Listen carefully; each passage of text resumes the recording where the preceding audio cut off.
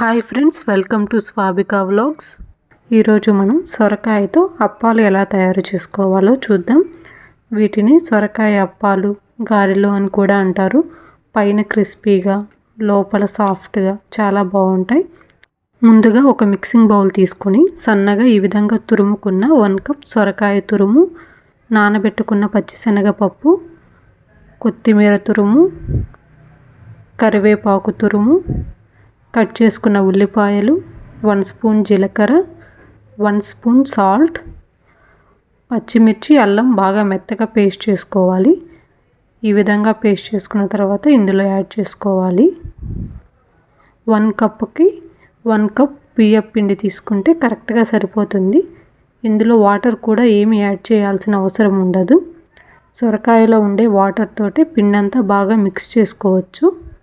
లేత సొరకాయతో అప్పాలు చేసుకుంటే చాలా టేస్టీగా ఉంటాయి. ముదురుకాయ అయితే వాటర్ కంటెంట్ అనేది కొంచెం తక్కువగా ఉంటుంది. చూసారు కదా, ఈ విధంగా పిండి మొత్తం బాగా కలుపుకోవాలి. ప్రెస్ చేస్తే చాలా సాఫ్ట్గా ఉంటుంది.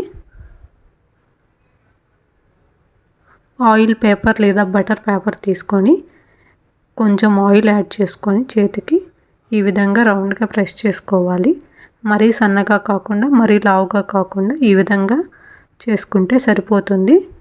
స్టవ్ మీద ప్యాన్ పెట్టుకొని డీప్ ఫ్రైకి సరిపోయేంత ఆయిల్ యాడ్ చేసి, ఆయిల్ బాగా హీట్ అయిన తర్వాత ఒక్కొక్కటిగా యాడ్ చేసుకోవాలి. ఒకటి యాడ్ చేసిన తర్వాత పైకి వచ్చిన తర్వాతే మరొకటి యాడ్ చేసుకోవాలి. ఈ విధంగా అన్నీ యాడ్ చేసుకున్న తర్వాత మరొక సైడ్కి టర్న్ చేసుకోవాలి. బాగా కాలిన తర్వాత గోల్డెన్ కలర్ వచ్చేంత వరకు ఫ్రై చేసుకుంటే సరిపోతుంది. చూసారు కదా, చాలా క్రిస్పీగా ఫ్రై అయిపోయాయి. ఇలాగే మిగిలినవి కూడా అన్నీ ఒకదాని తర్వాత ఒకటి వేసుకొని బాగా ఫ్రై చేసుకోవాలి. చూసారు కదా, చాలా సింపుల్గా ఈవినింగ్ స్నాక్స్లోకి చాలా టేస్టీగా తయారు చేసుకోవచ్చు. ఇలాగే అన్నీ చేసుకున్న తర్వాత ఒక ప్లేట్లోకి తీసుకొని పక్కన పెట్టుకోవాలి. ఎంతో రుచికరమైన సొరకాయ అప్పాలు చాలా ఈజీగా తయారు చేసుకోవచ్చు. మీకు ఈ వీడియో కనుక నచ్చినట్లయితే మీ ఫ్రెండ్స్ అండ్ ఫ్యామిలీ మెంబర్స్కి షేర్ చేయండి. ఇలాంటి మరిన్ని వీడియోల కోసం please like, share and subscribe the channel. Thanks for watching.